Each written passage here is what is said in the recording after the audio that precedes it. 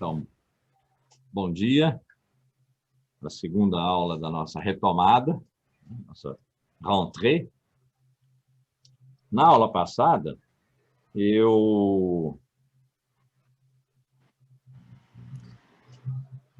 a ideia que eu formulei, que se desenvolveu, e naturalmente, como é dos meus cursos, foi se enrodilhando ensaísticamente, né? como uma fumaça de cachimbo, como eu disse, que às vezes sai redondinha e vai subindo e vai abrindo. A ideia de que hoje, no contemporâneo, e é onde nós estamos por causa da pandemia, mas porque a pandemia está formulando um paradigma para nós. O paradigma pandêmico, que é inteiramente diferente de tudo com que nós pudemos lidar por 26 séculos, pensando só na Grécia, sem nem levar em consideração a nossa outra fonte judaica, que um dia vale a pena estudar aqui, né? Todos os paradigmas foram mentais, foram da ordem do logos, quer dizer, da explicação, da interpretação de um mundo lá fora.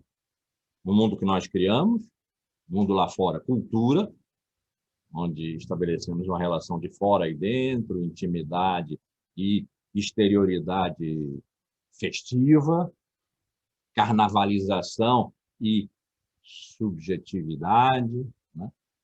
E um lá fora, mais fora, um fora absoluto, a natureza que nós precisamos manter fora dos muros da cultura, do mundo, da cidade, porque a natureza caótica, a essência caótica da natureza é de se temer, porque quando ela entra para destruir, não que ela tenha essa intenção. Ela entra como caos, e nós não sabemos lidar com o caos. No século XX, começamos a formular, né, alguma coisa em torno disso, do caos, do acaso, da casualidade, quebrando um pouco os paradigmas da causalidade, da necessidade, da ordem. Então, as ciências do caos que começaram com os meteorologistas.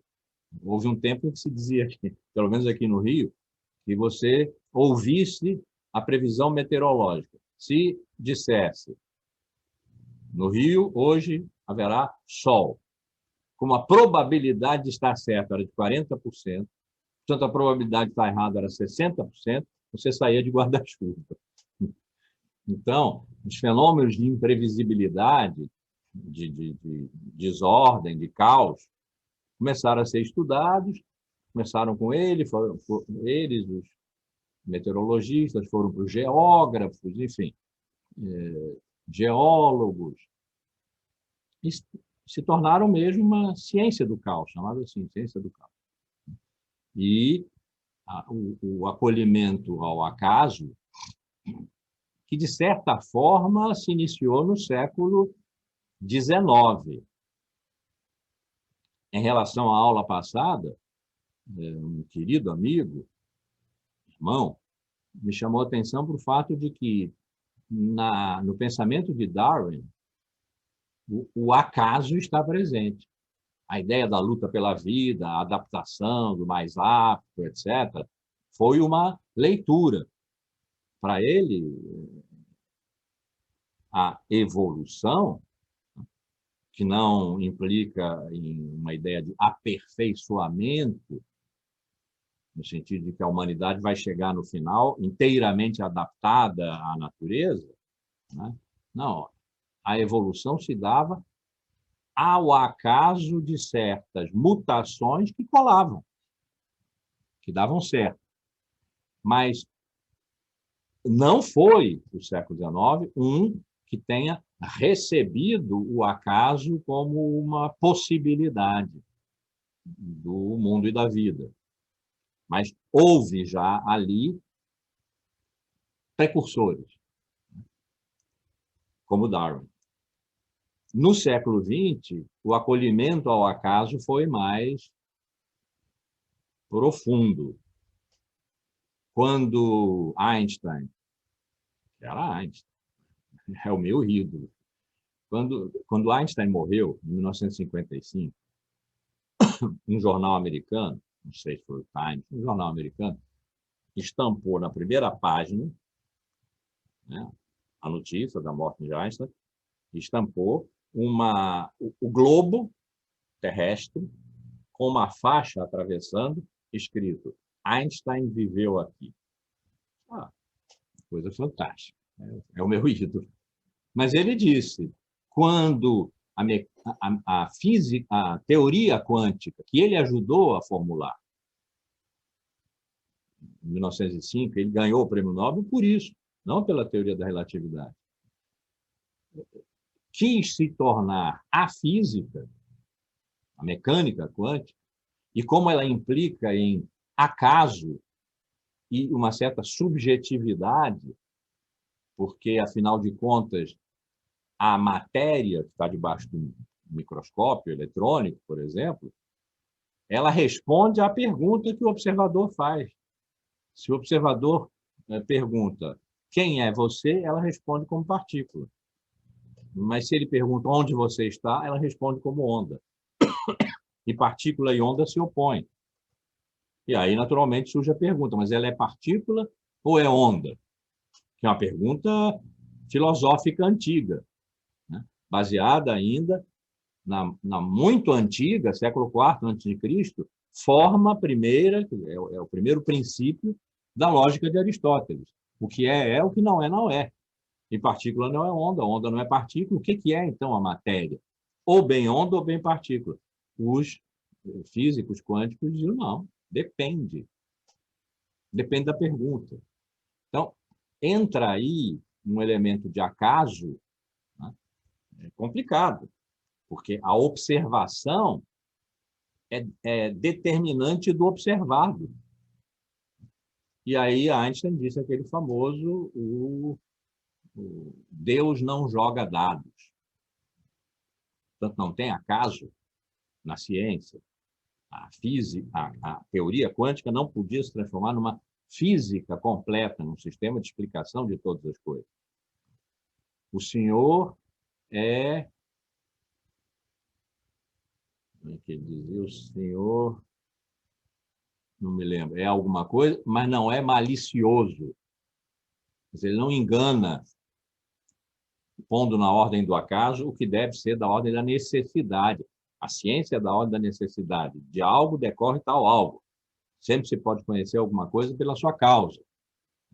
E ele teria dito alguma coisa semelhante com: se a física for nessa direção, eu vou deixar de ser físico e vou ser sapateiro. Não sei se foi sapateiro. Alguma coisa objetiva, em que de uma ação decorre uma consequência, a produção de algo. Então, o século XIX, penosamente, século XX, perdão, penosamente, foi incorporando acaso e caos. Mas não abriu mão de formular paradigmas que determinassem o sentido do mundo, inclusive o sentido de manter a Terra fora do mundo. A Terra, a natureza borbulhante, violenta, caótica, né?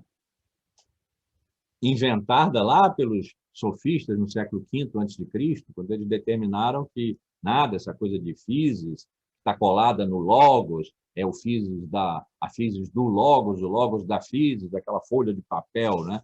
Que eu metaforizo sempre. Ser é uma folha de papel, é a unidade em toda a diversidade, mas precisa de uma página e outra página. Quer dizer, o múltiplo é exigido para o uno. Portanto, uma página pertence a outra página. Não dá para tirar uma da outra. Não dá para dobrar a folha sem dobrar as duas páginas, convexamente, concavamente, cada uma. Mas dobram-se as duas páginas. Não dá para rasgar a folha sem rasgar as duas páginas. Então, essa grande intuição pré-socrática, século VI, que foi encerrada logo, e, portanto, não se submeteu ao curso de uma história, a nossa história, a história da filosofia, explicando o sentido da vida e do mundo. E que, por isso, quem sabe, a gente pode ainda usar, tentar recuperar para nós e segundo o nosso modo. Nunca mais seremos pré-socráticos, né? 26 séculos correram de lá para cá, mas quem sabe a noção de verdade, a noção de unidade na diversidade dos pré-socráticos ainda possa ser pensada nesse momento de desconjuntamento em que nós estamos vivendo sob o paradigma pandêmico. Mas o que eu estava dizendo é que o século XX, mesmo tendo incorporado caos, casualidade, desordem, ordem longe do equilíbrio, tudo o contrário do que vinha sendo o nosso hábito mental, não abriu mão de estabelecer paradigmas de compreensão da vida e do mundo, que são mentais. Mesmo no extremo do século XX, décadas de 80 e 90, quando os pós-modernos disseram que o velho e bom real, quer dizer, aquele fora de nós, o mundo à nossa volta, as outras pessoas, os sonhos, os deuses, o real, ele mesmo, que consiste em si mesmo, que se sustenta, é substancial consigo mesmo, é insistente em ser, não depende de nós para ser, é subsistente a nós, não depende do sujeito, é objetivo, tudo aquilo que, ao longo de muito tempo, nós tínhamos formulado em relação ao que nós não somos, o real fora de nós, né? Não é que não exista, mas perdeu interesse, perdeu credibilidade. François Lyotard, que escreveu um livro, A Condição Pós-Moderna, e a palavra pegou a partir daí, disse isso, que as narrativas, portanto, não são as teorias da ordem da verdade, da necessidade, as narrativas que o século XIX produziu para legitimar o real precisava então ser legitimado, ele não era por si mesmo o que ele era, né? Perderam credibilidade. Não disse, são falsos. Perderam credibilidade, não interessam mais. Mesmo nesse momento em que o real, com o qual 26, 25, 24 séculos, pelo menos, desde Platão e Aristóteles, nós nos acostumamos a lidar como uma evidência. Há algo que nós não somos e cujo contato nós queremos, porque é nesse contato que se encontrará a verdade, que é a questão fundamental da filosofia. Ou vinha sendo, tinha sido, era, já foi. E com o real, o seu fundamento, também dançou, porque o fundamento tem que ser absoluto. Se ele for flutuante, o real se torna caótico. Então, a ideia de fundamento que foi, na mais longa duração da nossa história, causa. Então, a causa de algo é seu fundamento, é sua razão de ser, é sua motivação para ser. Então, o fundamento é absoluto. De onde decorre que a verdade também seja absoluta. Absoluta no sentido que vinha sofrendo certas restrições, né, contra a natureza ou a compreensão metafísico-teológica, medieval, do absoluto, universal, etc. Mas a verdade tem que ser verdade, não tem meia-verdade. Como não tem meia gravidez, aquela música, né? Mamãe, estou ligeiramente grávida, não tem ligeiramente verdadeiro. Ou é verdadeiro ou não é verdadeiro. Era assim. Ficava fácil, né? Era fácil para nós. Nossa vida era mais fácil. Agora está muito complicada, com a multidão de narrativas concorrenciais, a gente não sabendo mais distinguir entre elas a verdadeira. É isso que o dicionário de Oxford define como pós-verdade, e tendo que escolher, então, aquela que nos interessa, que reforça as nossas convicções, posições políticas, morais. Então, a vida está difícil agora, já foi bem mais fácil, é verdadeiro ou é falso, isso se demonstra logicamente, dialeticamente, pelo pensamento. Dançou no pensamento pós-moderno, real, seu fundamento, sua verdade, e nós, Nós, como sujeitos de verdade, isso quer dizer, sujeitos de consciência intencionalmente voltada para a realidade fora de nós, representando-a para nós, segundo imagem, conceito, ideia, representando-a para nós e extraindo dessa representação a verdade que está na realidade, que está nela, no real, segundo o seu fundamento inamovível, seu chão. É como um edifício.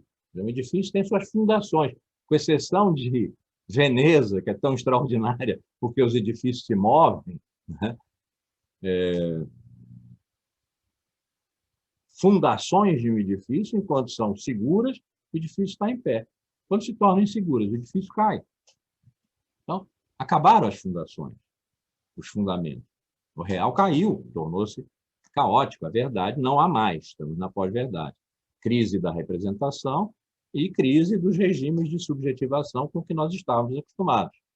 Nós, os antigos sujeitos, passamos a nos definir, qualificar, experimentar como consumidores de ideias. Então, a ideia de produção de conteúdo, por exemplo, que é das redes. O que é produção de conteúdo?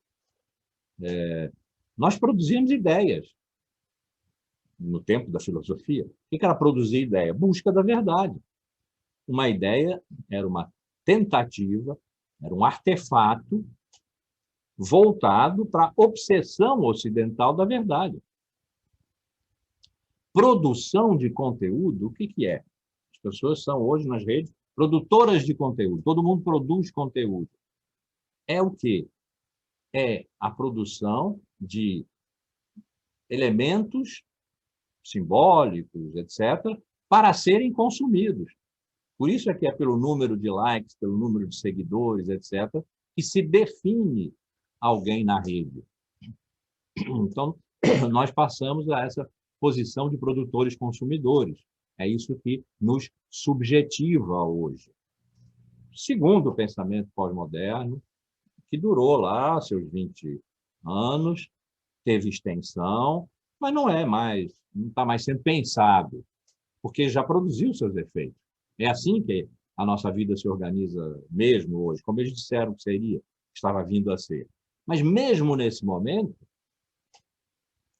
a gente poderia dizer terminal, aqui a filosofia está morrendo, a filosofia como pergunta sobre o ser, sobre o que é isso? Essa pergunta elementar, infantil, como eu insisto sempre. A pergunta infantil, o que é isso?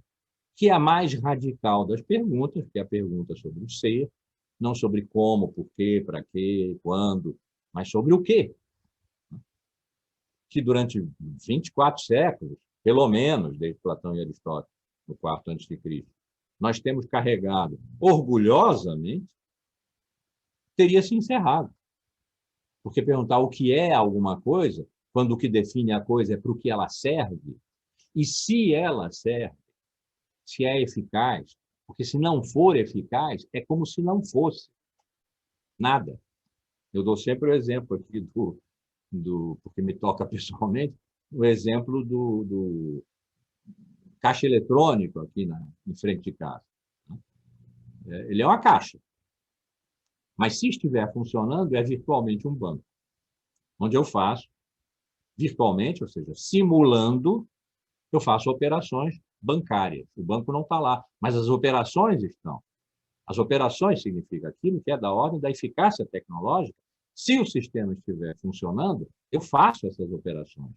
Eu as simulo, mas elas produzem um efeito de real. Eu entro de lá sem dinheiro, eu entro lá sem dinheiro e saio de lá com dinheiro, por exemplo. Ou eu deposito um valor qualquer que vai parar em Manaus, praticamente na mesma hora. Então, o virtual, simulações e simulacros, a eficácia tecnológica, o consumo, dou sempre também, acho ótimo, até segunda ordem, acho ótimo,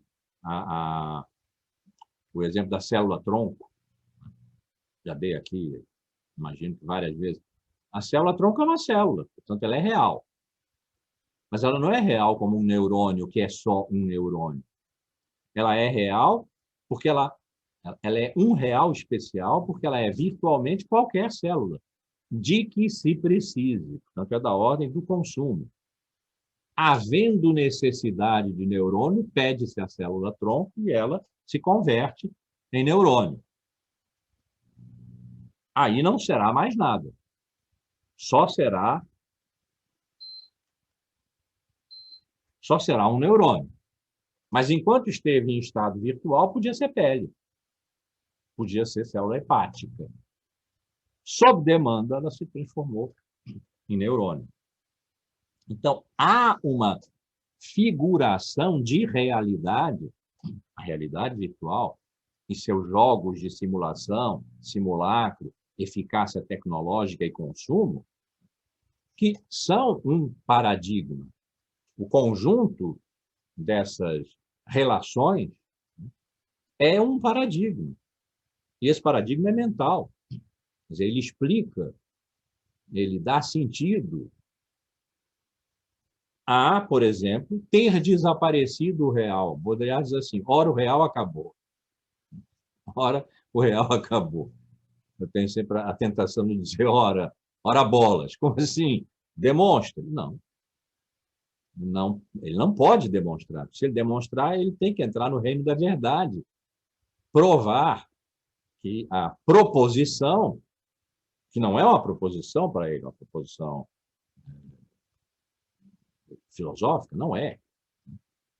Mas se ele tiver que provar que ela é verdadeira, ela tem que ser, então, uma proposição filosófica, ou seja, relacionar-se com um certo real e demonstrar que a proposição, o real acabou, é verdadeira.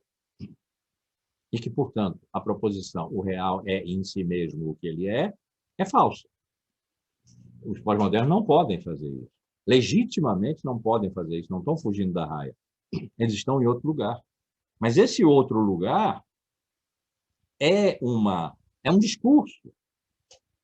E quando há discurso, há um esforço de atribuir sentido.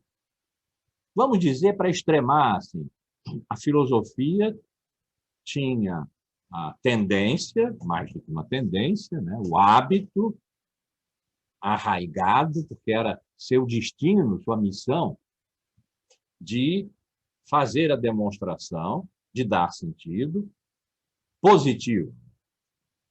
Enquanto o pensamento pós-moderno, a época da pós-verdade, tem não a missão, mas a possibilidade de explicar o sentido negativo. Não há mais real. Que sentido isso tem? Tem a da graça do virtual, da potência do virtual. Os virtuais, sejam as redes, sejam aqui o caixa eletrônico, seja o jogo econômico, em que se vai a um mercado de futuro. Isso sempre me espanta, porque a gente vai lá comprar um futuro.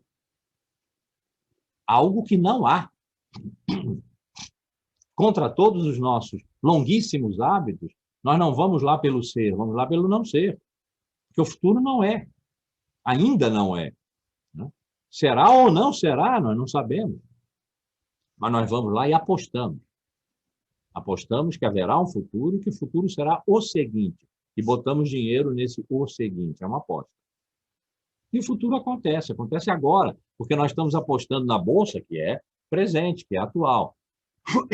Então, essa é uma outra dimensão do virtual, riquíssima.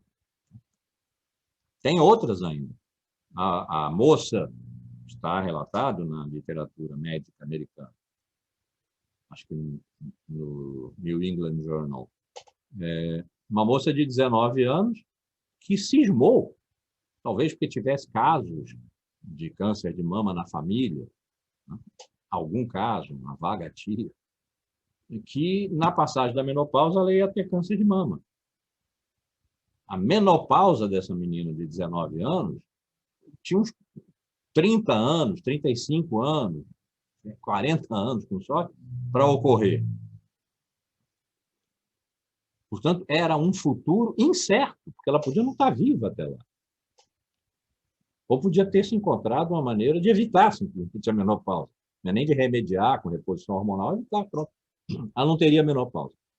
Mas a certeza desse futuro, portanto, desse virtual no tempo, que também tem isso, o tempo virtual, futuro como um tempo virtual, é uma outra dimensão da virtualidade que ocupa a nossa atualidade, foi tão presente para ela, presente no tempo real, esse futuro, um tempo virtual, foi tão presente para ela, no medo, que ela fez 2 mastectomias aos 19 anos. Não vai ter câncer de mama, nem terá seios pelo resto da vida, terá prótese. Ou seja, a tecnologia, com sua eficácia, entra aí para criar seios virtuais, eficácia tecnológica, por causa de uma operação real, as mastectomias, que resultaram de um medo real por um tempo por vir, portanto, virtual. Tudo isso se embolou, e isso é uma outra dimensão de virtualidade. Então, seja as células-tronco, seja a máquina que me dá dinheiro aqui na frente, seja a moça que fez suas mastectomias, seja o mercado financeiro de futuros, e outras dimensões, as redes, né? As redes sociais, as redes técnicas, sociotécnicas, que são um real virtual, das quais a gente pode participar, inclusive, sendo o que nós não somos. Eu poderia entrar lá como, sei lá, o Batman, né? E botar lá um avatar, e ninguém saberia quem eu sou, mas responderia àquele que eu não sou, mas que também sou, porque fui eu que me botei lá, segundo esse nome, essa característica, esse avatar. Então, em todas as dimensões da nossa vida hoje, o virtual está presente.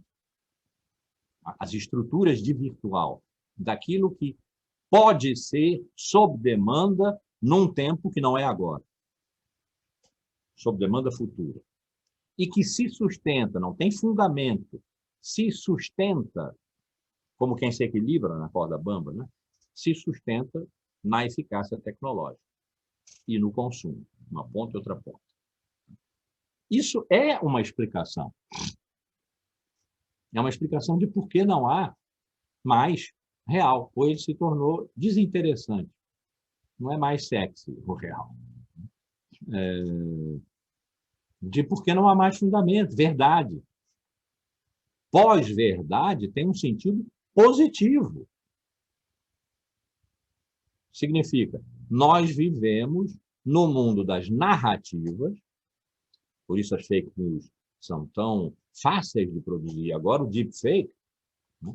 Você vê pessoas falando com a sua voz coisas que nunca diriam, e como é que você vai provar? Ou a pessoa vai provar que nunca disse aquilo? Né? Então, são simulações, são simulacros de narrativas, e nós só lidamos com narrativas. E temos que escolher entre narrativas. Podemos até acertar na verdadeira, mas o que significa a verdadeira e acertar na verdadeira? Como quem ganhou, tirou a sorte grande, a Mega Sena da virada. Porque nós não sabemos que acertamos na boa. E o que é a boa? Então, nesse mundo perigoso e fascinante, em que nós vivemos hoje e somos chamados a pensar, houve, no pensamento pós-moderno, até lá 2016, quando o dicionário de Oxford determinou a locução pós-verdade para caracterizar a nossa época, um esforço consciente, inteligente, discursivo, como foi a filosofia de Platão em diante, discursivo, de atribuir sentido. Sentido negativo, no mais das vezes. Acabou o real, acabou a representação, acabou o sujeito, acabou o fundamento, acabou a verdade. Ok. Mas também positivo, porque há um charme de eficácia nos virtuais, nas simulações, no simulacro. Isso é positivo, porque isso descreve o mundo em que nós vivemos, em que nós organizamos a sociedade como organizamos, em que nós vivemos na cultura como a formulamos, virtualmente. E o mundo se converteu num grande mercado, porque virtualmente tudo é mercadoria, tudo pode ser trocado, ou por escambo, ou por dinheiro, ou por valores, tudo pode ser trocado, nós mesmos, nossos corpos, nossa subjetividade, e pessoas, valores, e bens, claro, como já sempre foi. Então, o mercado mundo, como eu tenho chamado, é de uma ordem largamente virtual. Nós só fomos capazes de globalizar o mundo e bater com a Terra, porque não sobrou espaço para ela, um mundo globalizado pela eficácia tecnológica, a planetarização da técnica, como Heidegger chamou, no seu ensaio A Questão da Técnica, porque tudo se virtualizou. Uma globalização como a que nós fizemos, estamos fazendo ainda, na ordem do real, não poderia ser essa que nós estamos fazendo, que corresponde ao capitalismo financeiro, extremamente sutil e fino, que depende da virtualização de tudo. Nós fizemos outras globalizações no passado. Alexandre o Grande, da Macedônia, talvez tenha feito a primeira na nossa história, né, ocidental, quando resolveu levar a Grécia até o mais longe que ele pôde chegar no Oriente, que era o mundo de então. Ele levou as pedras com os mandamentos délficos de Apolo, dos templos gregos, inclusive o conhece a ti mesmo, etc., até o Afeganistão. Morreu na volta na Índia. Mudou o mundo, essa globalização mudou o mundo. O helenismo que se constituiu ali mudou o mundo. Foi uma globalização real, pela guerra. Houve a globalização do Império Romano, aliás, de Roma, porque a República Romana já fez essa globalização, porque ela se fez pela lei, pelo direito.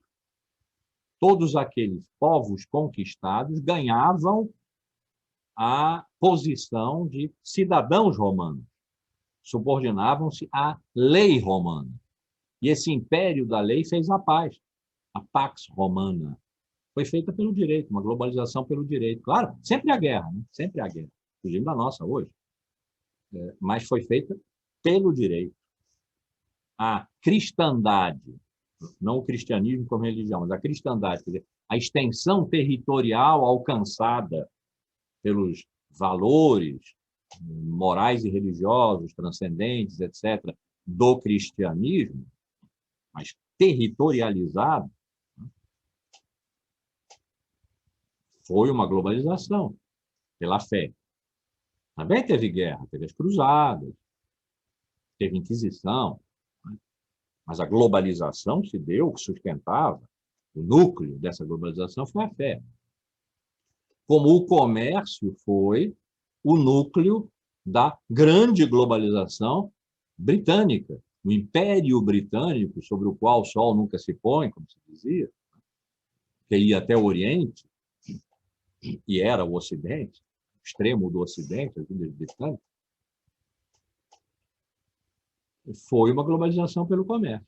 Nós estamos fazendo uma globalização pelo consumo. É necessário poder consumir tudo igualmente. Também há guerras nessa nossa época, para que um mundo só se estabeleça, um mundo só submetido à eficácia tecnológica que tornou o tempo e o espaço simultâneos, contraiu o mundo de tal maneira que nós podemos estar aqui, por exemplo, em tempo real, independentemente de fusos horários. Hoje a Marina acho que não está aqui, mas ela está com um fuso horário 4 horas adiante do nosso. Mas, em tempo real, ela está aqui. E os espaços desapareceram, nós estamos em lugares diferentes. E, no entanto, aqui presentes, virtualmente. Então, há um mundo virtual. Há uma virtualização do mundo. E essa é a eficácia do discurso pós-moderno. Ora, há um ano atrás, mais especificamente para nós, porque foi quando isso passou a fazer parte da nossa vida e agir sobre a nossa vida, as nossas ações, a nossa compreensão do mundo, do dentro e fora, nós vivemos sob um paradigma pandêmico, que não é da ordem da explicação, não é de ordem discursiva, não é interpretação do mundo, positivo ou negativo, não importa, interpretação. Não é interpretação do mundo, é realmente existencial, mundanal, vamos dizer assim, planetária. Por isso que eu digo tanto que o planeta, hoje, é um sujeito com o qual nós temos que negociar.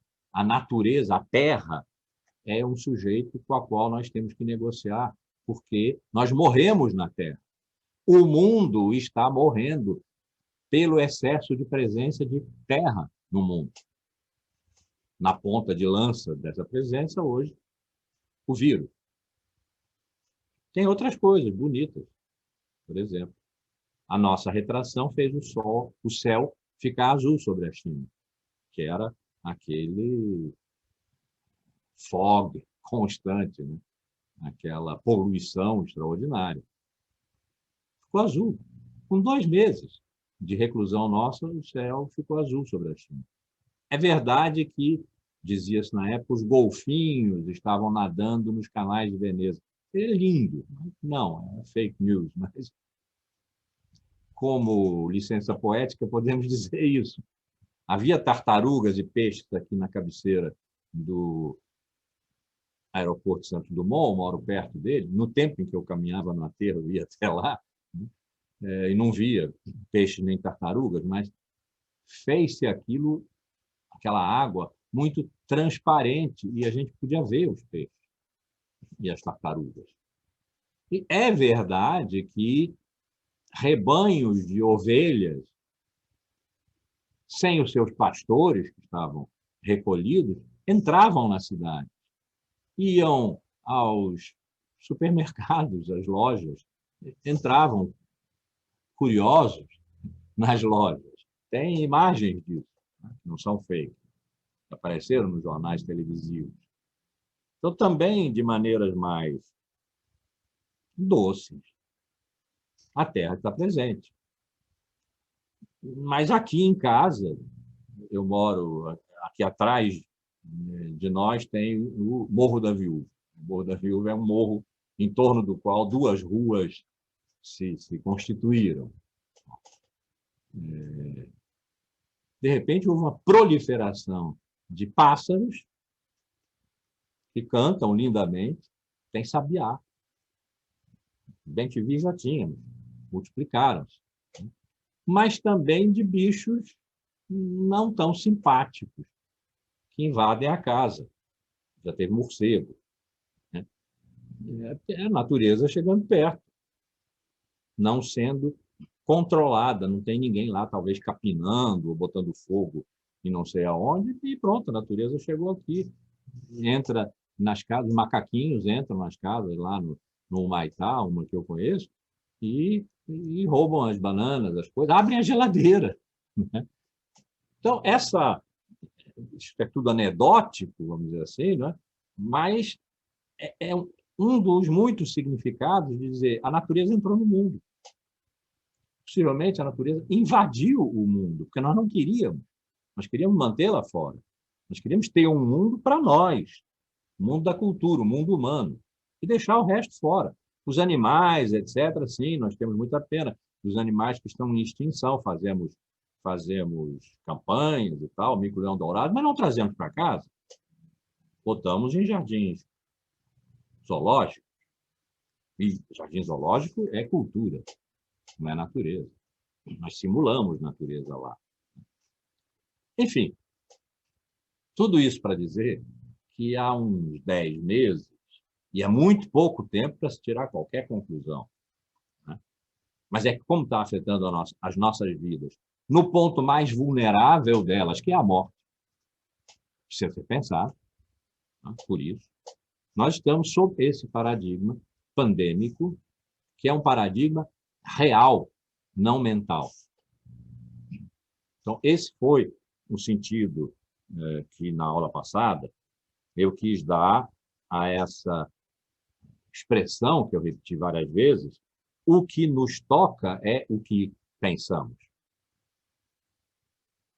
Eu dei aquele exemplo da matemática, né? Os 7 problemas de matemática que não foram resolvidos e que os matemáticos do século XX tiveram como desafios. Então, teve matemático que se dedicou ao problema 5 a vida inteira. Não resolveu. Às vezes, foi resolvido, né? Algum, sei lá, teorema de Fermat, né? Fermat. Nós não temos mais isso. Porque o que nós, se tínhamos, havia um programa da filosofia, disciplinas da filosofia, a lógica, a metafísica, a ética, cada uma delas tinha seu programa, até programa mesmo, programa universitário. A lista de pontos a serem abordados naquela disciplina, nos currículos. Não tem mais. Porque pensar hoje, estou propondo isso, no ponto em que eu já estava de dizer e estar pensando isso e me dispor a contar uma história que ia levar uns 5 anos, de que a filosofia tem que colar na vida ou se torna desimportante, desinteressante e provavelmente desnecessária, estava nesse ponto, e de repente a morte colou na vida de uma maneira tal que ou a filosofia entra aí ou realmente não faz mais o menor sentido. Então nós temos que pensar onde o que nos toca dói.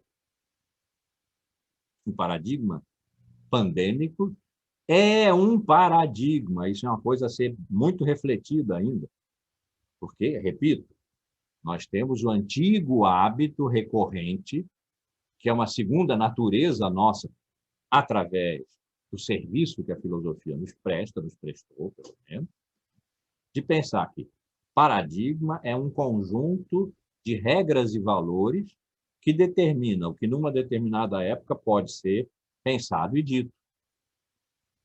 Sabendo isso, nós entendemos por que Aristóteles disse o que disse e se opôs a Platão do modo que se opôs. E Platão disse o que disse, pensou o que pensou. Um paradigma sempre foi isso. E agora não é mais.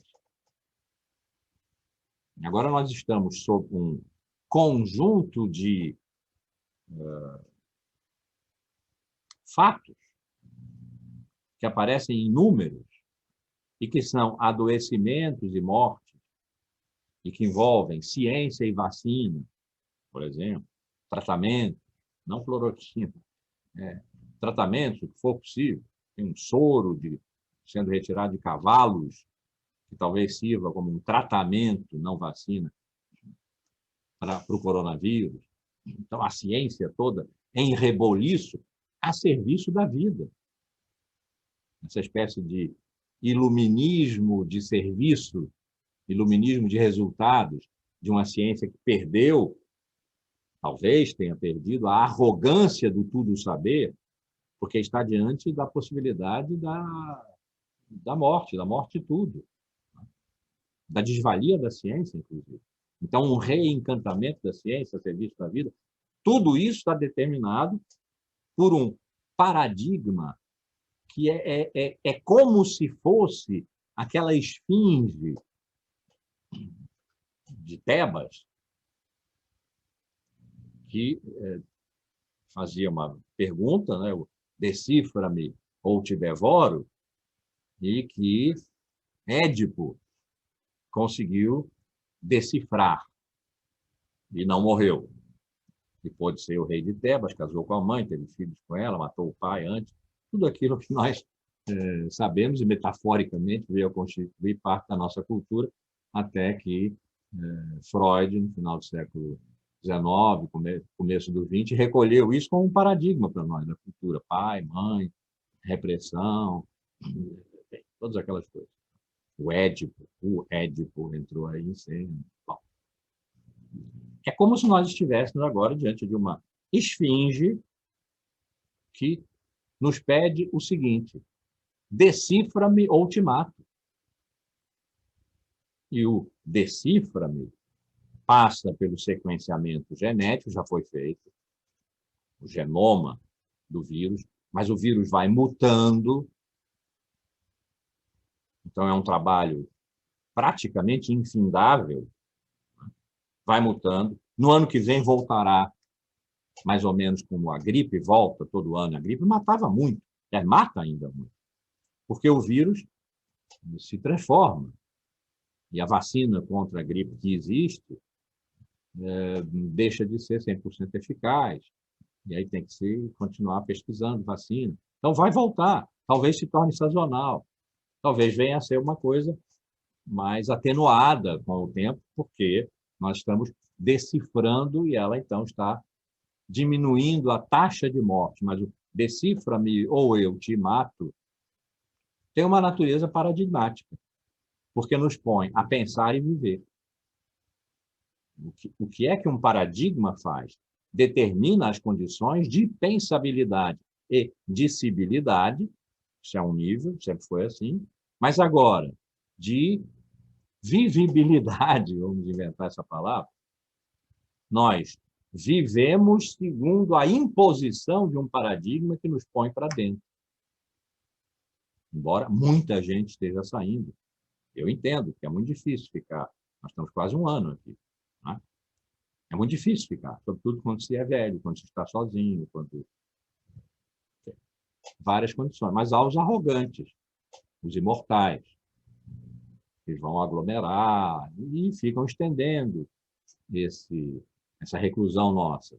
Quando eles saem, os inocentes do Leblon, os habitantes da Mureta e das raves, etc., eles estão vivendo de um modo com o qual o vírus não está de acordo. E as curvas, então, sobem de casos e mortes, em vez de se achatar e descer. E estica-se o tempo da nossa reclusão.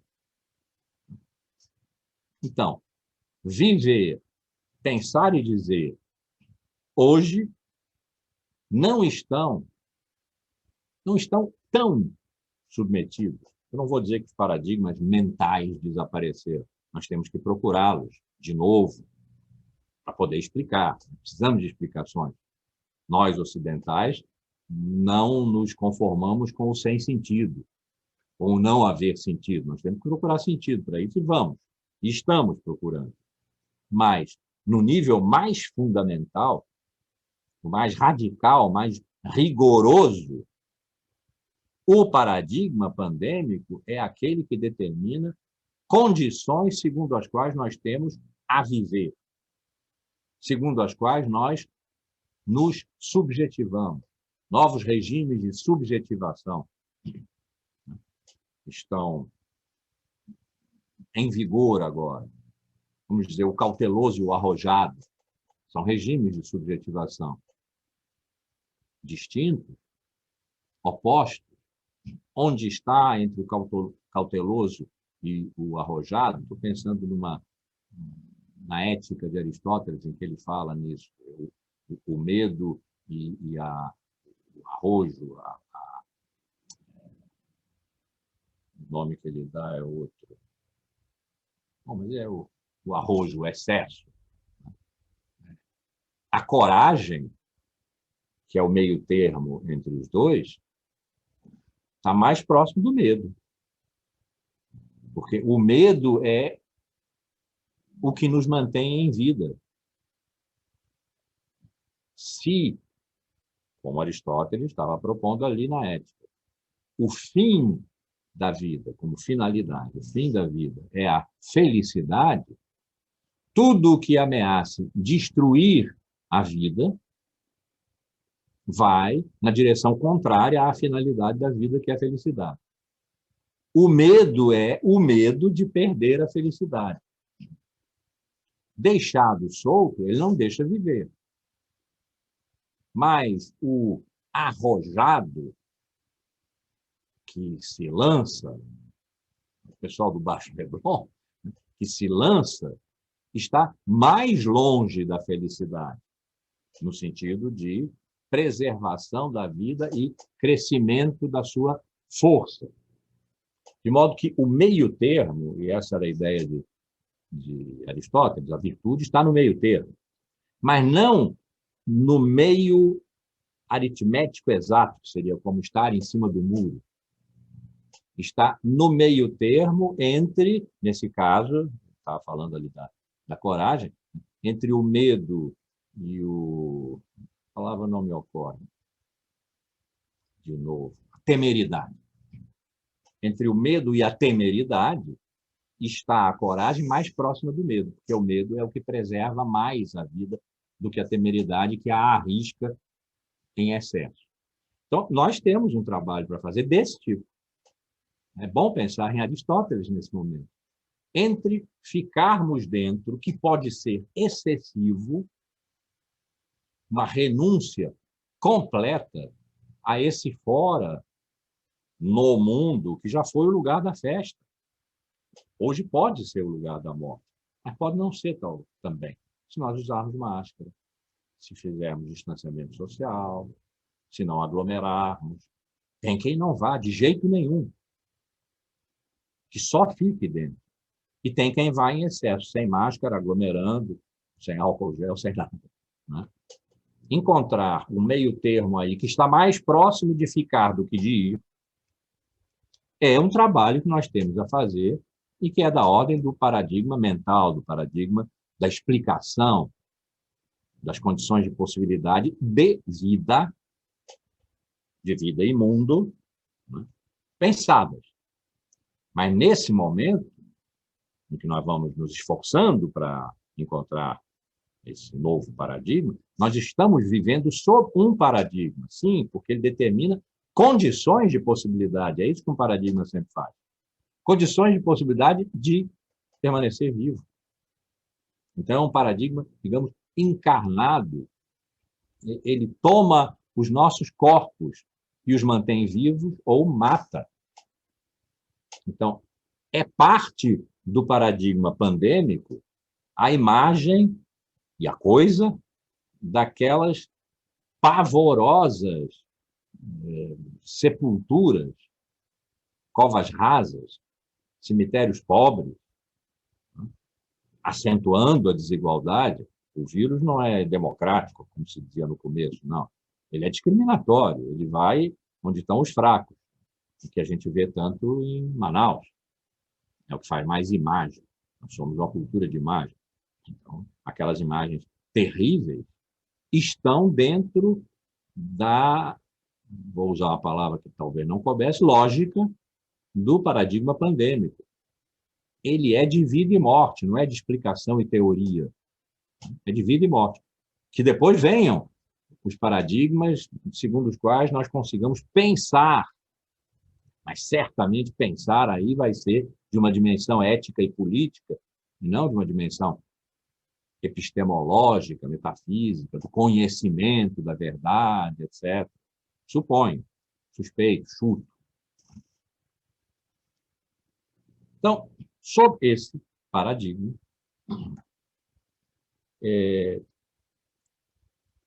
cada uma e cada um de nós precisaria encontrar o que a nos toca. Porque nós pensamos segundo o que nos toca. Se nós não fizermos esse esforço, nós possivelmente vamos cair numa espécie de depressão do pensamento, de tristeza do pensamento, de renúncia, do não mais a pensar, que desde as décadas de 80, 90, os Pós-modernos já insinuaram.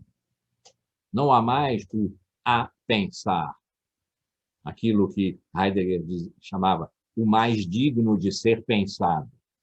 Não há mais, poderiam ter dito eles, não é? Os pós-modernos, se isso entrasse no radar deles, ou no binóculo, não há mais o mais digno de ser pensado, porque tudo se equivale como imagem, rotação de signos num espaço sem atmosfera, como Baudrillard escreveu no seu ensaio A Precessão do Simulacro, está no livro Simulação e Simulacro. Então, tudo se equivale, tudo pode ser trocado, porque não há mais referência a um real externo, e não há mais verdade. Eu gostaria de pensar, mas não é só um desejo assim, subjetivo, é que de lá para cá passaram-se muitas coisas. E nós estamos, segundo uma regência que os pós-modernos não podiam imaginar, a regência de um paradigma real que produz efeitos positivos e negativos, onde, portanto, há um sentido embutido que nós ainda não sabemos qual é. Há quem apressadamente diga isso é a vingança da natureza, porque nós a expulsamos e tomamos o seu lugar. Isso é a polícia. A natureza não tem intencionalidade. Ela não é o mal. Ela não está nos atacando para nos matar. Se alguém fez mal nessa história toda, fomos nós. Se alguém tem culpa nessa história toda, fomos nós. Mas também é uma tolice ir por aí e fazer o meia-culpa, bater no peito, cobrir a cabeça de cinza. Não vai levar a nada. Em termos de pensamento e em termos de vida. Então, sim, nós temos um a pensar. A questão é, nós não temos um a pensar. Quando Heidegger falava do o mais digno de ser pensado, era o ser. Ele estava falando de ser. E estava dizendo, ser não é nenhuma coisa, portanto, ser não é a rigor. Então, não é pensar Deus, como se fez na Idade Média. Não é pensar sujeito, como se fez na época moderna. Não é pensar a natureza, como fazem as ciências naturais, que, segundo ele, não pensam. A filosofia teria que fazer o pensamento da natureza conhecida, a natureza, pelas ciências naturais. Não. O mais digno de ser pensado não é nenhuma dessas coisas, porque essas são múltiplas, é ser. Condição de todas as coisas serem o que são. Essa unicidade do o mais digno de ser pensado, portanto, o núcleo, o caroço da filosofia, isso perfeitamente pode ter acabado. E nós não temos nada que lamentar e chorar sobre. Eu ia dizer o leite derramado, mas digo então agora sobre o leite condensado, né? Segundo as notícias que nós tivemos ontem. Bom, não temos que chorar sobre o leite condensado. Pode ser bom, mas o que significa? Significa que, como eu tenho insistido tanto aqui há tantos anos, que trata-se das nossas vidas comuns, as nossas vidas banais de todo dia, não de a vida, abstração universal, das nossas vidas comuns, cada uma e cada um de nós precisa fazer o trabalho de si sobre si, como Foucault nos sugeriu, recuperando o antigo pensamento estoico, epicurista, o que não seguiu o padrão do conhecimento abstrato, absoluto de Platão, de Aristóteles. Fazer o trabalho de si sobre si, encontrar as técnicas desse trabalho, para encontrarmos multiplamente, porque somos múltiplos, e as nossas vidas comuns não são a mesma vida, embora partilhem semelhanças tais que nós possamos fazer comunidade, mas que cada um de nós encontre na sua vida comum, de todo dia, banal, atravessar a rua, pegar um ônibus, que pode estar cheio, transporte coletivo, máscara, essas coisas, né? O que nos toca, a cada uma e cada um. Isso é o a pensar. O mais digno de ser pensado nesse momento submetidos ao paradigma pandêmico, é aquilo que toca particularmente, singularmente. O singular ganha agora uma potência que praticamente não teve, com pequena exceção, representada por Guilherme de Ockham, por exemplo, no século XIV, os nominalistas, os antirrealistas, os antitomistas, anti-aristotélicos, que deram valor ao singular, que a filosofia nunca deu. A filosofia lida com universais. O singular, o particular, o individual, nunca coube na filosofia, porque é justamente parte da multiplicidade, parte do excesso, da demasia, da pletora. Agora não. Sob o regime do paradigma pandêmico, cada um de nós é fundamental para si mesmo, porque nós só morremos, cada um e cada uma de nós. Mesmo que se morra no atacado, quando a curva sobe muito, e morrem muitas pessoas num dia, 1000 e tantas, nós estamos nesse padrão, cada morte é uma. Nós sabemos disso, sempre soubemos, que se morrem sozinhos. Cada morte é uma. E é a nossa, virtualmente. Então, é na nossa morte. E mais radicalmente na nossa vida, porque nós não queremos morrer. Ou não nos importamos com isso. São duas atitudes éticas possíveis. É aí o lugar em que o a pensar se dá. O mais digno de ser pensado, que não é mais ser. Talvez haja uma pequena melancolia que não passou na minha voz, né? Que não seja mais ser. Deixa uma nota de pé de página aqui, porque eu continuo considerando, apesar de tudo isso,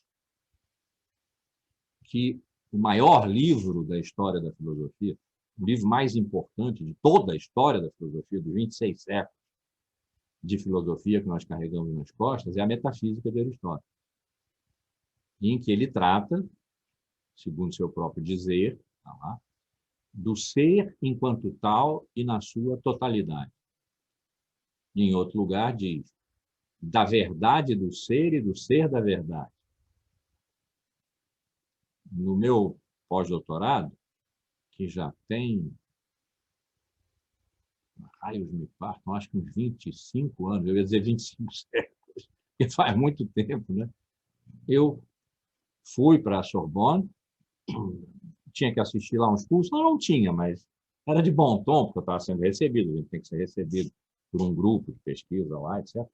Mas eu não fui para assistir nada, para fazer curso nenhum. Eu fui para, solitariamente, só fazer uma coisa, estudar a Metafísica de Aristóteles, que é um livro extraordinário e extraordinariamente difícil. Então, eu fiquei um ano ali, todo dia, em cima da Metafísica de Aristóteles. Então, quando eu disse agora, e agora cresceu, quando eu fiz essa referência biográfico, histórico, sentimental, quando eu disse agora, bom, pode ser até bom que nós percamos o ser como referência mais digno de ser pensado. Ah, tenho pena. Tenho pena. Mas nós estamos sob o paradigma pandêmico. Mais pena eu tenho da gente morrer. Porque fica insistindo em procurar ser, essa abstração, e não presta atenção no coronga, que está aqui, do outro lado da minha janela. Então, que cada uma e cada um de nós encontre na sua vida comum aquilo que o toca, que a toca, que nos toca, e nos toca aqui tem também o sentido português do nos cabe. Cabe a nós porque nos toca e cabe a nós fazermos. Né? Então, cada uma e cada um que procure, é um trabalho, a filosofia dá trabalho, mas é um trabalho bom. Né? Procure na sua vida comum o que toca. E pense a partir do que toca. Serão pensamentos múltiplos, difusos, Alguém será tocado na ordem da beleza, por exemplo, porque há uma imensa feiura no que nos toca hoje, mas que toca mais a alguém que tem um espírito artístico, coisa. A quem tem mais uma visão, talvez, religiosa e ética, talvez o que toque mais é que, de repente, nós descobrimos que há o imperdoável. Tudo que é da ordem dos negacionismos, das teorias conspiratórias, que o vírus é chinês, que a vacina chinesa vai implantar em nós uns chips para não sei o quê. E como tudo isso contribui para o aumento de morte. E o limite do tolerável é a morte. O limite do tolerável é a fronteira entre vida e morte. Então, algumas, como possivelmente eu haver ainda, né, por falar de outras coisas agora, o que toca é o imperdoável. A Glauce está aqui e já me escreveu um e-mail depois de no semestre passado eu ter falado sobre isso, dizendo a sua aula me perturbou, alguma coisa assim. Eu sou discípulo de alguém que há 2000 anos atrás ensinou o perdão e o amor. Perdão, inclusive, aos inimigos, como eu disse, porque fácil é perdoar os amigos. Então, o amor e o perdão.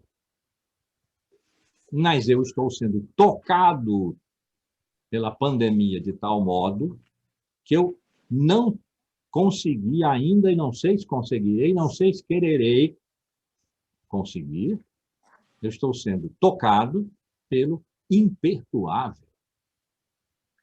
Isso é um toque ético, com conotação religiosa, que põe em cena algo que a filosofia pós-medieval, renascentista para cá, se esforçou uma barbaridade para excluir, que é o mal. E o que vem com o mal? O maniqueísmo. Na Idade Média, o mal vinha associado ao pecado, ou seja, ao afastamento de Deus. Pecado é uma palavra sobrecarregada, né? meio panaca, mas tanto a palavra hebraica quanto a palavra grega que a traduz, parece bem traduzida, amartia, significa errar o alvo. Não é fazer ações ruins, feias, é errar o alvo. Não acertar. Errar. Então, o pecado tem essa natureza, que é a de afastar-se de Deus. Errar o alvo, que é Deus. Afastar-se de Deus. Então, na Idade Média, o pecado, como afastamento de Deus, que foi visto como orgulho da humanidade, que lá um dia teria dito, bom, deixa comigo, você me criou, mas agora daqui eu toco. E houve essa torção, esse afastamento categórico, né, da humanidade em relação a Deus, e a partir daí toda a mitologia do pecado originário, que não é o sexo, é o orgulho, né? Do pecado originário que constitui a humanidade. Então, o mal estava ali muito presente como pecado e como punição. Deus punia pelo mal o mal que nós humanos praticávamos. Na época moderna, e aí uma boa metáfora para isso, é o grande terremoto de Lisboa, em 1755, que praticamente destruiu a cidade, as cabeças pensantes da Europa, os melhores, Voltaire, se perguntaram se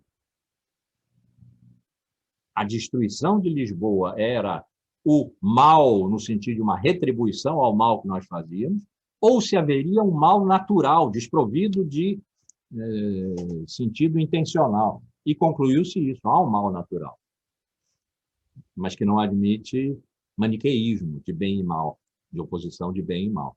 Mas eu estou falando agora do imperdoável. E o imperdoável admite um maniqueísmo de bem e mal. Vamos dizer que essa é, como se dizia muito antigamente, uma expressão que vocês não vão reconhecer. O Celso, se estivesse aqui, talvez reconhecesse. Eu estou numa camisa de 7 varas. Isso significa que eu estou emparedado aqui numa questão da qual eu não gosto nada, mas que no momento eu não tenho como contornar, preciso pensar. Então, segundo o que cada pessoa for na sua vida comum, segundo o que ela faz consigo mesma e com os outros, cada uma e cada um de nós precisa fazer o trabalho, é um trabalho, mas é um trabalho imprescindível, porque vida e morte estão penduradas nele, de encontrar o que nos toca, o que toca a cada uma e cada um de nós. Aí é que se pensa. E como eu disse, vai ser uma miríade de pensares, porque as nossas vidas comuns se recobrem e entrecruzam em muitas medidas, nós fazemos comunidade, né? Mas não se igualam. Não há um mais digno de ser pensado, como foi durante 24 séculos o ser.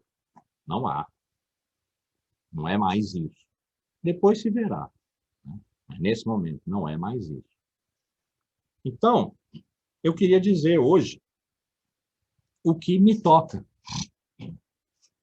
porque embora não haja aí nenhuma sistematicidade, vontade de sistema, uma coisa que se articula com a outra, mas como eu sou um, né, o que me toca como esse um que eu sou, de modo que tem algumas congruências, algumas convergências entre os diversos toques, os diversos afectos que o mundo produz em mim, eu sobre o mundo, e eu no mundo que é o nosso, da cultura. Eu estou na universidade, né? É o máximo de cultura, a ponto de que já nos chamaram de Torre de Marfim, e agora, não sei se vocês viram, mas o leite condensado foi distribuído majoritariamente para os institutos federais de educação e para as universidades, porque entram na composição da alimentação dos alunos, dos restaurantes universitários. Imagina, no ano em que as universidades estiveram fechadas. Então, nós somos os inimigos, porque estamos num outro lugar, um lugar sofisticadíssimo, que é o da cultura. Eu não gosto da cultura, que é o da cultura na sua forma mais pura, investigativa, voltada para o futuro. Bom, então, eu estou nesse lugar. Então, o que me toca desse lugar. Mas esse lugar não é o da minha vida comum. Minha vida comum está nesse lugar, está na minha casa, está na rua onde eu encontro amigos, está no atravessar a rua, está ali no meu fornecedor de dinheiro, né? Essa caixa eletrônica que está aqui, está nos afetos, amores, amizades, né? Que eu tenho por vocês, por exemplo. Vocês sabem, quem me acompanha há algum tempo sabe que há aqui uma amorosidade extrema, por isso que eu gostaria que tivesse tudo aberto aqui, eu podendo ver vocês. Mas estou vendo a Fabiana sorrir, estou vendo a Alice sorrir, estou vendo a Fabíola, a Lília, o Augusto olhando assim, será mesmo que esse cara é bom? Sorriu. Tem uma amorosidade extrema aqui. Por isso que eu sempre digo que eu vou morrer em sala de aula, porque não tem outra que eu conceba como mais doce. Então, na minha vida comum, as coisas que me afetam, que me atravessam, são afetos meus, minha relação com o mundo e com a Terra, são aí uma meia dúzia. vai sair esse ano o livro que eu escrevi com essa meia dúzia de afetos, né, que vai se chamar 6 ensaios da quarentena. Tá, com a editora da universidade, me disseram que ia sair no começo desse ano. Então, sei lá, para março talvez saia, vocês vão ser convidados para o lançamento virtual, né? E depois eu mando dedicatórias. Tal. Então, quais são? Primeiro de tudo, a pandemia. A pandemia mudou as condições de vida segundo as quais nós vivíamos, sem nos darmos conta. Porque sempre tinha alguma coisa importante nas nossas vidas que era aquilo que nós estávamos fazendo. Quando nos perguntavam, o que você está fazendo? Nós falávamos de trabalho, de pensamento, de alguma coisa assim. E como é que o Lennon disse? Vida é o que a gente faz. Não. Vida é o que se passa em outro lugar quando nós estamos ocupados fazendo outra coisa. Mudou. Tem um poeta, um bom poeta, um belo poeta desconhecido, português, Sebastião da Gama, a quem perguntaram uma vez, tens muito o que fazer? E ele respondeu, tenho muito que amar. Ele tinha uma noção do que era a vida. Ele era um professor de português que adorava dar aula, mas ele não respondeu, tem minhas aulas para dar, tenho muito que amar. Então, o paradigma pandêmico mudou a qualidade das nossas vidas, mas a qualidade no sentido mais pleno do termo. As direções, os pesos, as levezas, as estratégias, as nossas relações com os outros. Essa que nós estamos tendo aqui. Não estamos na 140, de modo que, quando eu entrei, não dei beijinhos nas pessoas, não apertei mão, não passei mão na cabeça, não desarrumei o cabelo de ninguém, como eu costumo fazer, né? Essa é uma outra relação, mas é boa. Foi procurada, foi possibilitada pela tecnologia, tem gente que só está fazendo, colegas que só estão fazendo aulas assíncronas. Eu faço questão das síncronas, porque eu quero vocês, ainda que sob essa forma aqui, ainda que a maioria fechada. Bom, daqui a pouco vocês abrem, eu vejo, depois vocês fecham de novo. Então, a pandemia. A pandemia nos dá uma mudança na relação com o tempo. Tempo, sujeito e verdade são as grandes questões para mim.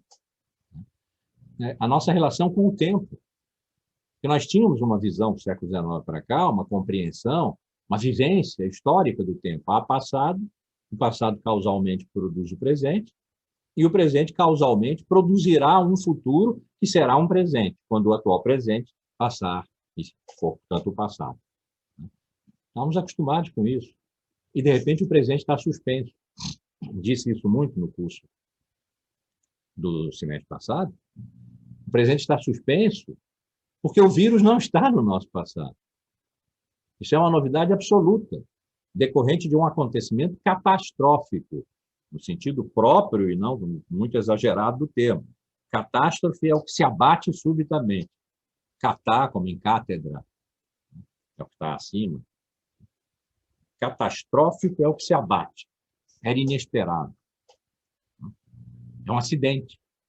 Então, catastroficamente, o nosso presente se constituiu de dentro de si mesmo. O vírus não vem do nosso passado. Ele não é o nosso sentido. O passado, em geral, como nós vimos experimentando, era o sentido do presente. Então, o nosso presente está suspenso. Do futuro, não sabemos nada. Nós usamos, não podemos mais, não estamos mais em condições, nesse momento, poderemos voltar a estar, de ter com o futuro as duas relações que nós vínhamos tendo. Projeto, que é quando nós construímos o futuro desde já, na visão moderna. E a aposta, quando desde já nós trazemos o futuro porque compramos pedaços dele, que é uma visão pós-moderna. Projeto e aposta. Não temos como projetar nem apostar. O máximo que nós fazemos é usar a frouxa expressão, que já perdeu o sentido a essa altura, do novo normal. Novo está bem, mas por que normal?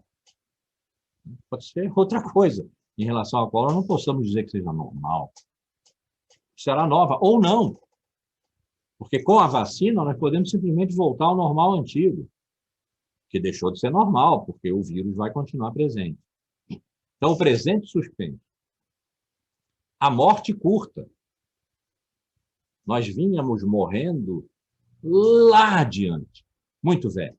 De modo que podíamos esquecer a morte por uma parte muito grande das nossas vidas. Começávamos a nos ocupar da morte ali pelos 70 anos. Antes nós ficávamos velhos aos 50. Agora é depois de 70. A prioridade da vacina está sendo dada às pessoas maiores de 90, depois de 80, depois de 75. Eu não estou em nada disso. Estou fazendo 74. Né? Depois é que entra o pessoal de 60, 75. Né? Então, a velhice, que é uma invenção do século XX, uma conquista do século XX, a velhice empurrava a morte para muito adiante, quase como se morrer muito tarde pudesse significar morrer menos tempo. Há um gosto de imortalidade aí, que a medicina está nos prometendo. Eu li em algum lugar, infelizmente, se vocês conseguirem encontrar para mim uma frase que dizia: a pessoa que vai viver 1000 anos já nasceu. Então, essa promessa científica de quase imortalidade, nós vivíamos com ela. Agora, a morte é uma espera curta. Contágio 5 dias a partir dos primeiros sintomas e pode ser 14 dias depois, 1 mês, 3 meses, se precisar de intubação, etc., e morte. Curta, muito curta. Então, a espera da morte se tornou curta. Isso muda a nossa vida e os nossos regimes de subjetivação. A nossa relação com a verdade deixou de ter aquela natureza abstrata, ou está deixando, para investir na ciência, num reencantamento da ciência, pedir a ela alguma coisa como que ela abandone a arrogância do tempo do iluminismo, século XVIII, em que a ciência foi muito arrogante. Deixa comigo, porque as luzes da razão vão iluminar todos os cantos de sombra que ainda sejam sobrevivências medievais, religiosas, morais, etc. Abandone essa arrogância, o que ela já fez, e se concentre na vida, em salvar as nossas vidas, uma espécie de, como eu chamei no meu ensaio sobre a pandemia, um iluminismo de serviço, um iluminismo de resultados, como teve o sindicalismo de resultados, né? Um iluminismo de resultados. Então, várias coisas mudaram na nossa vida por causa da pandemia, que é um novo paradigma. Então, isso me toca. Me toca aí, nessas coisas que eu disse. Certamente toca a vocês também. E talvez toque em outros lugares. Que não é o presente suspenso, não é a espera curta, não é a relação com o futuro, que a gente usa essas palavras, o novo normal, e uma pergunta: até quando? Nossa pergunta em relação ao futuro agora é: até quando? É de duração, não é de vinda de um novo. É de duração de um presente suspenso. Aí me toca a pandemia. Isso é o que eu tenho a pensar, é o meu a pensar aí, o meu trabalho de mim sobre mim, que implica, inclusive, em sair, não sair e como sair. Porque também o paradigma pandêmico mudou as relações entre o dentro e o fora. Então, tem um a pensar aí este. Depois, nós estávamos acostumados à ideia de que a nossa cultura ocidental nos determina pelo lugar que nós ocupamos. Lugar pode ser a casa, pode ser o país, o continente, novo continente, velho continente, e as nossas relações de atração e menosprezo pelos outros continentes, o grande continente da pobreza, a África, que está espalhada pelo mundo inteiro. Eu chamo África de sofrimento, que não é só a África subsaariana, aquela pobreza extrema, aquela miséria de morrer de fome mesmo, né? muito concentradamente no atacado, mas isso está pelo mundo todo. Então, tinha o espaço, o lugar, a ideia do lugar próprio. A noção grega de ethos, antes de dar a ideia de ética, um sistema de valores e de comportamento, ethos significou uma demora no lugar próprio. Demora, um morar. Em francês se diz demeure, em italiano dimora, para dizer o endereço de uma pessoa, onde ela está, onde ela fica, onde ela permanece, é o seu lugar próprio. A globalização puxou o tapete do lugar próprio. Está descentralizando pela multiplicidade de contatos e da horizontalidade das redes e tal, o lugar próprio. Nós ocupamos vários lugares ao mesmo tempo, como ocupamos várias formas de subjetividade, portanto, sofremos diversos regimes de subjetivação, mais ou menos ao mesmo tempo. Um fenômeno me toca nessa mudança da natureza do lugar, que não é simplesmente o espaço. O espaço é neutro, é geométrico, comprimento, largura, altura, e ainda pode meter a quarta dimensão do espaço, o tempo.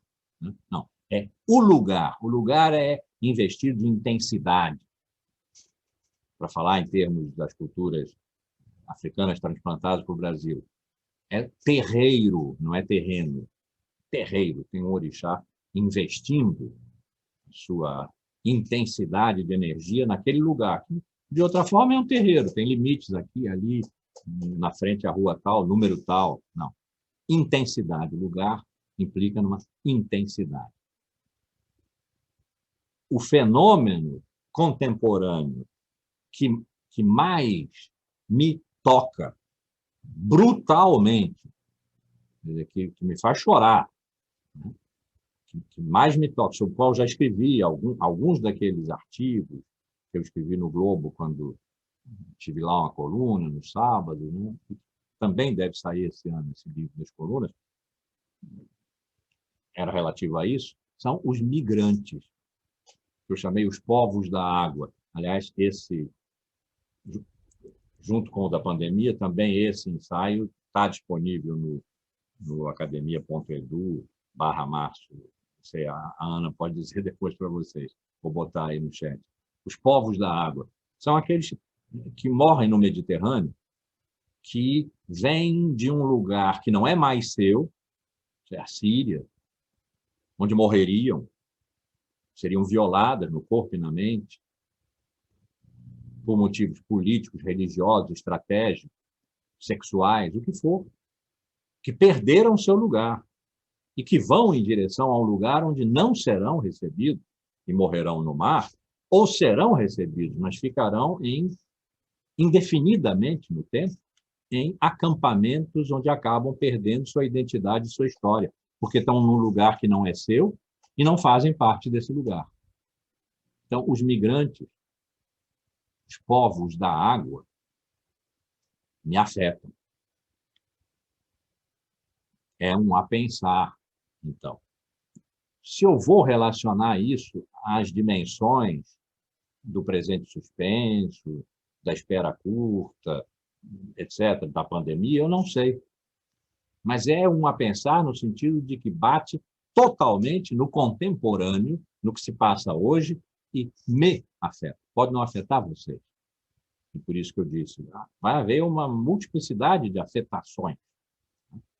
E se tiver alguém aqui fazendo crédito, e quem não esteja fazendo, se quiser fazer um trabalho, um paper, uma escrita, 2 páginas, no final do curso, eu gostaria que dissessem isso. O que me afeta?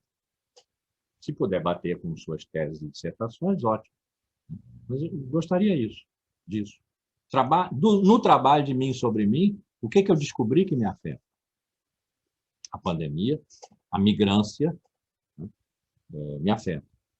O que mais me afeta e constitui Então, o núcleo dos meus estudos atuais, que antigamente chamava pesquisa, né, dos meus estudos atuais, é a pobreza. Pobreza, desigualdade, justiça. Né? Esse bloco aí. Porque meia humanidade vive em condições de morte. 1%, 10%, são os dois cálculos que se fazem, da humanidade, que é um número muito pequeno de pessoas, acumula riqueza igual a 50% da humanidade. Desses 50% da humanidade, há mais ou menos um quarto desses 50%. Não, essa conta deve estar errada. Os 50% dão mais ou menos 3 milhões de pessoas, e esse que eu chamei de um quarto aqui dá mais ou menos 800, 900 milhões de pessoas. 3 bilhões de pessoas, desculpa. E agora, mais ou menos 800, 900 milhões de pessoas que estão morrendo de fome. E morrer de fome não é uma metáfora, morrer de fome. Vocês certamente conhecem aquela fotografia pavorosa daquela criança africana com moscas por cima e um abutre esperando que ela morra. Estão morrendo de fome. Então, isso, a pobreza em si, as desigualdades, que se amarram na pobreza, mas é um problema um pouco diferente. E a justiça. Aí tem as teorias da justiça, que estão ligadas a isso. Isso é o núcleo, é o centro do que eu ia dizer me preocupa, mas é mais do que me preocupa, do que me toca ao ponto do limite da emoção. E aí, hoje, sem emoção, francamente, não digo que não haja pensamento, mas não me interessa. Não me interessa.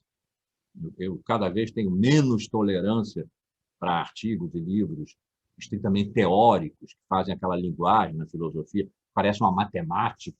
Né? Nenhuma paciência mais, e não estou mais lendo esse pessoal. Agora, o que tem emoção, como Nietzsche, mas a gente encontra aqui também, Foucault passou por aí, depois ficou meio frio. A gente encontra, tem por aí. E é assim que eu estou escrevendo, de uma maneira cada vez mais poética, né? Filopoética, porque a emoção guia. Ela precisa ser pensada, claro. Né? Senão é só um derramamento que pode ser muito kitsch. Mas a emoção tem que agarrar. Então, ali, a pobreza... É difícil eu usar essa palavra e imaginar essas pessoas sem a garganta fechar, como agora. As polarizações. Nós estamos num momento de polarizações que aparece em termos de extrema esquerda, por exemplo, de extrema direita no poder, e contra a extrema-direita, nós não sabermos o que fazer, porque não sabemos distinguir entre inimigos e adversários, e aprender que nós temos que nos aliar aos adversários, porque eles não são inimigos, porque somos todos inimigos do extremo, da extrema-direita que mata, que exerce necropolítica. Mas isso é só o exemplo político, que é o mais evidente para nós agora. Acabou de ter lá a eleição que defenestrou o Trump, nós estamos na situação que sabemos que estamos aqui, né? Mas há várias outras dimensões de polaridade que passa por religião, por costumes, por intolerâncias de toda a ordem, intolerâncias que se tornam absolutas e, portanto, absolutamente excludentes. Então, essa polaridade, essas polarizações significam o lugar do meio, onde a gente podia se sentar com boa fé, embora talvez com má vontade, porque eu não gosto do outro que está sentando diante de mim. Mas suponho que ele tem alguma coisa a me dizer, e ele supõe que eu tenho alguma coisa a dizer, para nós fazermos algum acordo. algum compromisso. Ou, pelo contrário, nos sentamos com a maior boa vontade e boa fé, porque eu sei da minha ignorância, ele sabe da dele, e nós nos requisitamos reciprocamente para preenchermos essas ignorâncias recíprocas. Isso que é o diálogo. O diálogo só existe se for isso. Se não for isso, é uma troca de palavras de ordem e desaforos.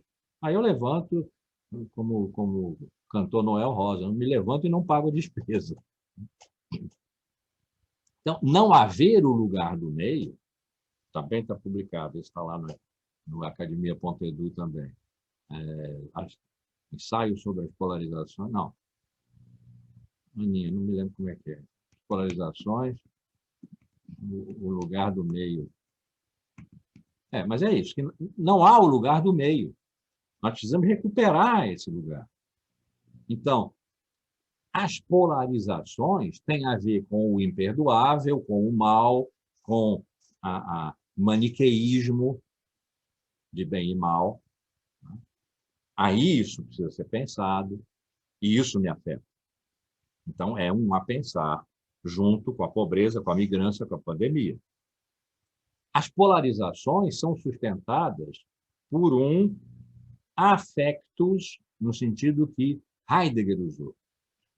Quando Heidegger, no Ser e Tempo, no livro de 1927, o primeiro grande livro dele, provavelmente vai ser o livro pelo qual ele vai passar para a história longa, embora nem seja da minha preferência. Eu gosto mais dos ensaios, de conferências, né? Eu acho mais rico. Mas, enfim, tinha uma vontade de sistema ainda no Ser e Tempo. Assim eu sinto, pode ser uma injustiça com Heidegger.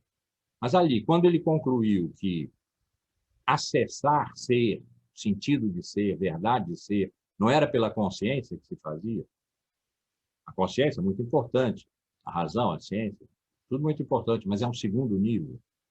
Um nível mais radical é o dos afetos, que tinham sido banidos de toda a história da filosofia, porque os afetos são tumultuários, eles exigem muito da alma, da razão, eles passam pelo corpo, eles têm uma sensualidade, um receio, um medo, tem frio, fome, desejo, enfim, fazem da a alma e a razão demandas excessivas. Né? Isso foi sempre banido. Spinoza lidou bem com os afetos, e Nietzsche. Fora isso, muito pouca gente, se é que alguém a sério. Então, Heidegger propôs que esse nível dos afetos fosse fundamental para a compreensão de ser. E foi analisando os diversos afetos, tonalidades afetivas, como eles chamam. Todas elas tinham objeto. Medo tem objeto, a gente sabe qual é o nosso objeto de medo, e pode eliminar. Então, é um afeto provisório. Menos um, que é a angústia. A angústia não tem objeto. O objeto da angústia é nada. Por isso que ela é tão paralisante. Então, o que é que se tem na angústia? Nada. E foi aí exatamente que ele qualificou a presença de ser. Ser é nada, porque não é nenhuma coisa. As coisas, os entes, são isso, aquilo e aquilo outro. Ser não é nem isso, nem aquilo, nem aquilo outro, nem nenhum aquilo. Ser é nada. Então, digo isso rapidamente, só para caracterizar a importância que, de repente, numa obra contemporânea, que é o século XX, ganhou, depois de tanto desprezo, a referência ao afeto, aos afectos. Eu estou propondo, e isso me toca, porque atinge as relações humanas, que as polarizações são atravessadas por um afectus fundamental, que é o ódio. Então, o ódio me toca. Porque o ódio significa, pode ser que o jantar de Natal em família tenha se tornado impossível. Por um tempo, ou para sempre. Não sabemos. Porque o tempo é uma das grandes questões do paradigma pandêmico. Não sabemos. Mas, nesse momento, É só olhar as redes e ver a explosão de ódio que há nelas. E os nossos grupos de WhatsApp e no Twitter, os cancelamentos. Nós vivemos uma cultura de cancelamento que é por ódio. É por impossibilidade de conversar, portanto, por polarização. Mas o afeto que atravessa as polarizações propõe o ódio. O ódio me afeta profundamente. E, finalmente, o terror. Eu sempre fui profundamente, acho que todos nós, afetado pelos atos de terrorismo. Eu estava em Paris quando houve o Charlie Hebdo, a invasão e morte daqueles cartunistas, aqueles desenhistas que ousaram debochar do profeta de Maomé. Morreram por isso. Então, os atos de terrorismo no Ocidente, no Oriente, a gente sempre pensa nas Torres Gêmeas, no Charlie Hebdo, no Bataclan, lá no fim do mesmo ano, 2015. Em Paris também. Mas tem o Boko Haram, tem as decapitações do chamado Estado Islâmico, Daesh, mais para o Oriente, isso tudo sempre me tirou do eixo. E o que eu estou propondo agora, também já escrevi esse ensaio, essas 6 coisas viraram ensaios da quarentena, vão estar disponíveis e precisam ser revisitados por mim abundantemente, claro. A ideia de que o terror, não os atos terroristas, claro, que expressam o terror, né? Mas que o terror é um estruturante do mundo contemporâneo, regido pelo ódio que produz as polarizações e conserva a pobreza, as pobrezas, as imensas pobrezas, misérias, né? Miserabilidade, etc., sob o signo de um paradigma pandêmico. Eu andei de trás para frente, quase como quem promete um sistema, uma coisa sairá da outra. Não é, não. Essas coisas me tocaram em momentos diferentes da minha vida. E hoje, convencido de que eu só devo pensar, posso outras coisas? Posso. As Eneadas de Plotino, claro que posso. Né? Me dedicar aos estudos de Pirro, um dos céticos gregos. Posso, há quem faça. Né? E é muito bom para quem quer extrair daí alguma informação. Eu não poria a minha vida nisso. Então, convencido de que eu tenho a pensar agora aquilo que me toca por causa do paradigma pandêmico, aquilo que me toca são a pandemia, a migrância, a pobreza, desigualdade e justiça, as polarizações, o ódio e o terror. Essas são as coisas que me tocam. Esses são os apensares da minha vida. Eu gostaria demais que vocês fizessem trabalho de si sobre si, usassem as técnicas de si, do exame de consciência, do exame da vida, da abstenção em relação a certos atos que fazem vocês menores do que vocês são, do uso da filosofia como uma bengala de sabedoria, e não como uma disciplina de vida, de pensamento, vocês fizessem esse exercício e me dessem no final do semestre um feedback, um retorno sobre isso.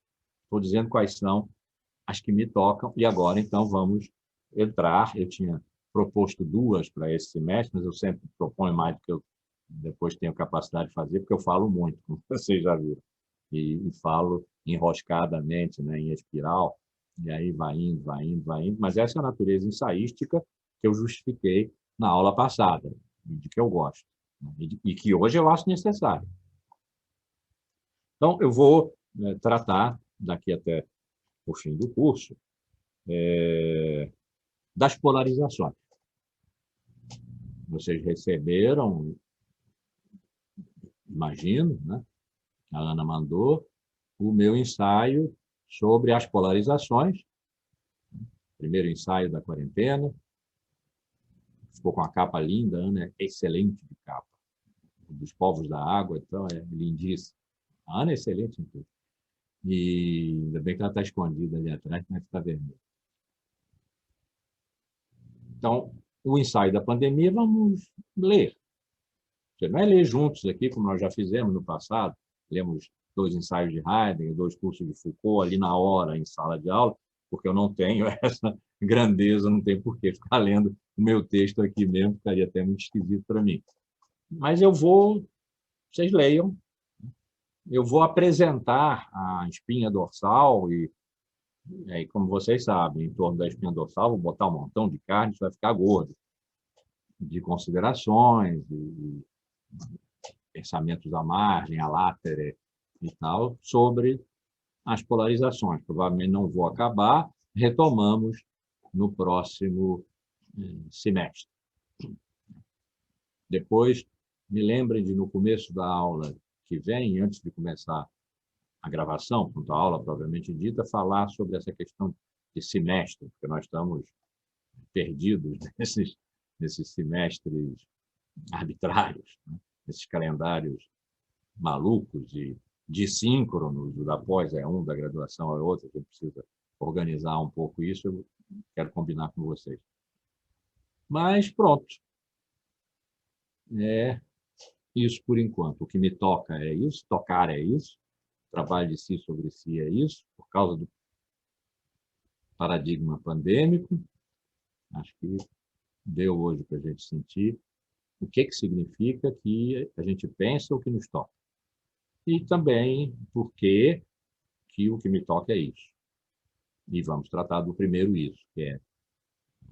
Não, do primeiro isso não, porque da pandemia tratamos no curso passado. Vamos tratar do segundo isso, que são as polarizações.